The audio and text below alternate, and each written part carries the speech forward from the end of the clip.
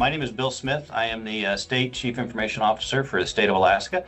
Been in my current role for a little over 6 years now. And yeah, just really excited to talk about all things, Alaska, state and local IT. And we're here talking about the Alaska Digital Government Summit. Really excited to be in the state this year. And I wonder if you could talk about why you feel there's a need to bring state and local IT leaders together for this event. Sure. It's actually one of my passion projects was to get the Digital Summit back into Alaska. I don't know if it had been there previously, but I know when I first came on board, it hadn't been for quite a long time, if at all. And we ran into the pandemic and we weren't able to do things then. And shortly after the pandemic, I was very excited to bring the Digital Government Summit to Alaska. And I think we've done it for 3 or 4 years now. And so I'm really excited to be able to continue that path. It's really important for me that we not only bring state and local IT leaders together to share stories and share good ideas and share pain points, and sometimes just do a little mutual therapy as we work through public sector IT challenges. But also, it's really easy, particularly in a state like Alaska, where we do have some significant challenges from a distance and a terrain perspective. It's very easy in public sector to get very isolated and feel like you're fighting a battle alone.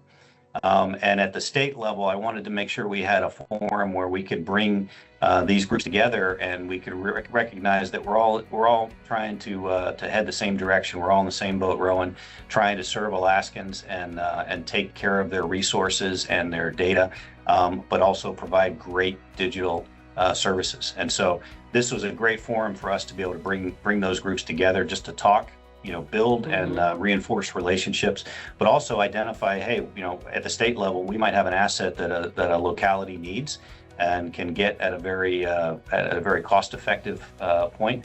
And so any of those areas where we can help each other, I wanted to provide that opportunity. Exactly. It sounds like collaboration is key here, especially in a state as unique as Alaska. In that vein, what are the main themes that you think are important this year? So, every year we kind of sit back and we say, okay, what are the things that we need to talk about? And ever since I've been in this position, and I know well before that, cybersecurity has been one of them. And so, it's kind of table stakes for any of these types of groups, because it's something that it continues to evolve, and we need to continue getting better, so it's never static. So I think cybersecurity is going to be a big point of discussion, particularly when we're dealing with kind of the emergent frontier AI challenges that we need to be ready for. Just one of my personal interest areas is how frontier AI is so very different, but also so very much the same when it comes to cybersecurity. It still uses the same threat vectors, but it just does things a lot faster, potentially, and a lot more effectively. So those are the areas I think cybersecurity is going to be very, very topical. Also, AI, we're several years into the AI journey, and it's started to become more and more clear for us and in terms of where the challenges are, where the areas that AI can really benefit IT. It's not necessarily the miraculous thing that was initially kind of anticipated, but there are some real wins that are starting to materialize. And so I'm looking forward to hearing how various localities and various levels of government have been able to take AI and really deliver value to citizens, and also where maybe they haven't necessarily been able to pull it across the finish line, and see what we can do to kind of help each other. Another area where we'll be looking for our vendor partners to weigh in on what's out there as well. Get past kind of the mystification of AI into more of the practical. It's another tool that is now starting to mature enough that we can put it to good use. So I think that's a good one. And the other area that at state government and localities, it's always central to mind is what we can do around cost efficiencies and how we can do more with either the tools that we have, because sometimes we get tools and we don't fully utilize them, and we kind of move on to the next thing, So how can we do more with what we actually have, or how can we think about our IT spend a little bit differently and be more effective, more cost effective in the way that we can provide services? Do more with less is a phrase that I kind of hate because we use it all the time, but it really is. It's part of our day-to-day life in the public sector. How can we, with the fixed revenues or the fixed assets that we have, the resources, how can we do more? Whether it's a resource that's dollars or critical personnel time or skill sets or all of those things. So kind of how to be more cost effective in providing services, I think is a third area that we'll get some benefit out of. And it's your perspective on that is one of the reasons that you are such an effective leader. So thank you for that. I don't know about that. I try hard. We'll let others decide if and one of the nice things about the public sector that I really get energized by with events like this, but also just in general, we have such dedicated civil servants and such talented IT professionals at all levels within our organizations. And so it's really exciting when we can bring them together and people can kind of, again, expand their networks, but also talk to each other and share ideas because there is a whole culture of civil servants that are just doing amazing things, but you don't hear a lot about because it is public sector and people don't talk a lot about it. So I'm interested to see how that works as well because our teams are just phenomenal. Speaking of your talented team, can you tell us a little bit more about your team? I think it would be good to help our industry partners understand the importance of different roles, either on your team or in agencies that they might not think of as often. Sure. Particularly with the Digital Government Summit, we've got several folks that are participating in various levels. A couple of my direct reports that are doing great things for state of Alaska. The first off, I always like to mention Neil Smith, our deputy CIO for the state, who is really kind of the technical lead in a lot of different areas and spends a lot of time helping us shape that vision for where we're going from a big picture technology standpoint moving forward. He was very, very critical in our cloud migration and in our adoption of AI, and he does a lot of the legwork from a technical aspect to kind of help us chart our path forward. And Neil's going to be involved in Digital Government Summit. And also I've got Dan Monarch, who's our Chief Information Security Officer. As I said, cybersecurity is part of everything we do. And so Dan's got a big job and he does it very well. And his team is very effective from my perspective, in terms of making the most of the resources we have from a cybersecurity frame of mind. And so Dan will be there.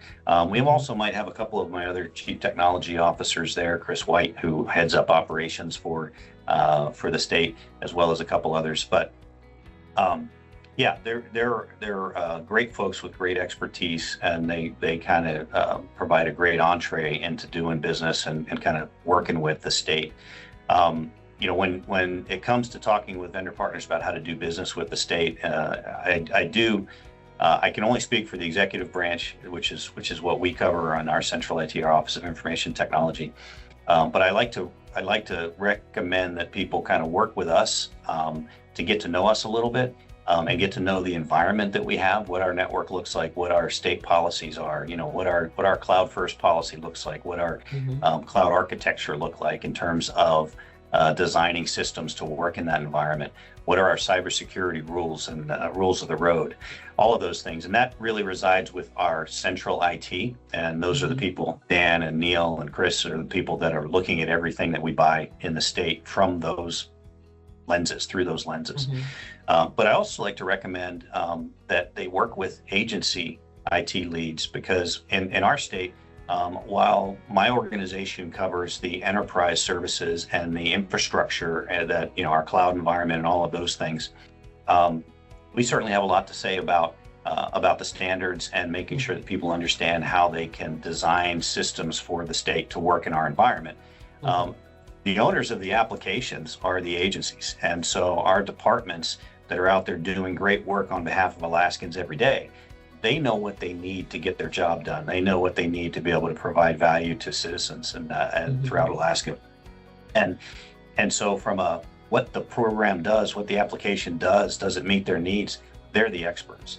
So I Mhm. think in my mind, working with Alaska is kind of twofold. Definitely get involved with central agencies like the Central IT Agency, like myself, and with Dan and Mhm. Neil, because if you don't understand how to design for our environment, you can have the best product in the world, and it's going to be very, very bumpy to get it deployed.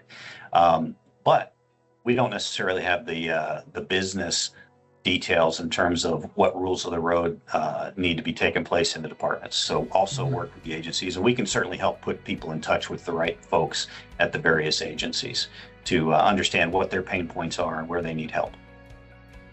That's good. I think that's really great direction.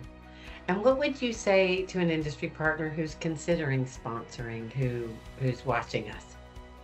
So, we when you talk to state CIOs, Doug Robinson once said, everybody's a snowflake. Every state feels like they're a snowflake. We're all unique, but we do have a lot in You common in are. terms. Yeah, well, here's where I get to say it's exactly what Alaska is. We do have a lot in common, but in terms of some of the unique aspects of Alaska, we have to deal with the tyranny of distance, and we have roughly a third of our of our municipalities are off of the road system, and you have to fly there or get there in a boat. We have thousands of miles to cover. And so when getting to a conference in the lower 48 is often a 14, 15-hour travel day at a minimum, and that's out of Anchorage. If you're coming from one of the more remote locations, it might be a 2-day process. Wow. And so for those reasons, it can be very difficult for Alaskan municipalities and local governments and even the state government to get to events in the lower 48. And so this is one of the rare opportunities you have to get to Alaska, where you're going to have a lot of Alaska organizations represented. And so it's a great time to come and talk to people face to face. And Yeah. in Alaska, like a lot of other kind of more rural states, we really value that face-to-face connection. So I would just really recommend getting involved, because once you come up and you start to talk with Alaskans, you also get a better sense of some of the challenges that we have. And it's one of the rare opportunities you're going to have in order to get this group together, because they don't necessarily have the opportunity to reach Mhm. out and go to the other big trade locations and things like that. So I think it's a great opportunity not only to get to know Alaskans and our challenges and get a captive audience. Yeah. But I just can't say it enough. Everybody needs to come to Alaska at some point. So Yeah. if this is a bucket list item, come up to Alaska. We'll give you an excuse to come up. But I do think we might surprise you with what's going on in the state of Alaska. Sometimes people perceive that we're a little bit of a backward area or something along those lines. When the reality is, between infrastructure growth around bandwidth, between the investments on the oil slopes, between potential natural gas line increases, things of that nature, there's a lot going on in Alaska right now, and IT is absolutely right there with it. We've got a lot of real aggressive changes going on, and a great opportunity, a great time to get to know Alaska and take advantage of the opportunities. I know you have a lot of enthusiasm for Alaska, being a transplant yourself. Do you want to talk about that a little bit? Oh, I absolutely do. Alaska is a magical place, and when my wife and I came here, totally unrelated to working for the state or anything of those lines, years ago, we fell in love, and although we didn't know anybody in Anchorage, we felt more at home here than we had felt anywhere we had lived previously in a 22-year military career. And so we decided to raise our kids here, and we've been here ever since. And it is just a phenomenal, phenomenal environment. But as I said, it can be a little surprising, the things that are going on up here. But the history and the nature or that surrounds you every day. As a matter of fact, right now, looking out my window, I've got a view that I routinely see bear, and I routinely see moose, Wow. and I routinely and we've got a creek out there that is the only king salmon urban fishery Mm. in existence. And so we've got a lot of great things that make us unique. In some ways, we have all the same challenges everyone else has, though. Mhm. So Alaska is just a phenomenal place. And over my shoulder, I guess this one, over Yeah. my shoulder, I've got a piece of native art from artists Jimmy and May Osborne, who have been producing art or had been producing art for years down in the Juneau area. Um, and it's just a representation of the Eagle clan, which is part of a large proportion of our native communities kind of fall into the Eagle or Raven clans. And so Mhm. the aspect of the native Alaskan ethic combined with the opportunities we have up here from a resource development and other perspective really make Alaska a special place. And so I certainly invite folks to come up and give us a look both from a professional and a personal aspect. Well, I feel honored that I get to come there twice a year because of this conference. It's We a love real having you. joy. It's a We real love joy. having you. I really appreciate your time that you spent with us and the thought you put into our time together today. Is there anything in closing that you'd like to say? I always want to say thank you to the vendor community for being such great partners with public sector, whether it's at the state level or municipal level. I recognize that folks in the private sector that serve the public sector are a little bit unique, and they're more like us in the public sector than sometimes they get credit for. So I do want to just say to anyone that's potentially going to be a sponsor or looking at attending, I really appreciate the dedication to serving the public. And by all means, it's a great opportunity to get to know us and understand what we've got going on, and maybe have some opportunities. Well, I very much look forward to seeing you at the advisory board meeting in July. Absolutely, looking forward to it. All right. Well, you take care and I will see you soon. All right, thanks so Have a much. great day. All right, bye bye. Bye.